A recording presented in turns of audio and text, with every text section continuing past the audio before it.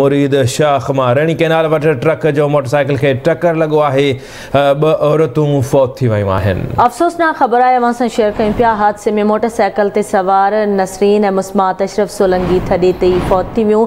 मुरीद शाख रणी कैनाल वट ट्रक जो मोटरसाइकिल के टक्कर लगो। हादसे में ब औरतूं फौत थी वयूं आहिनि। तफ़सील मालूम कंदासीं। मुरीद शाख मां आवाज़ जो रिपोर्टर अली हसन मज़ारी असां सां लाइन ते मौजूद आहे। अली हसन, कहिड़ा तफ़सील आहिनि?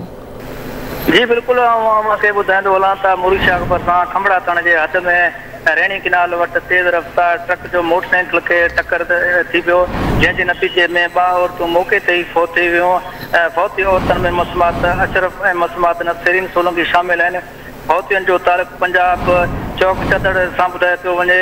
होॾां खंबड़ा पुलिस वाक़े वारे हंधि पहुची ट्रक खे पंहिंजे तहवील में वठी छॾियो ऐं ड्राइवर खे जेको आहे सो गिरफ़्तार करे वरितो। होॾां फौती जा जेके वारिस पहुची करे लाश पंजाब चौक चदड़ खणाए विया। जी ठीक है, वरी मेहरबानी अली हसन।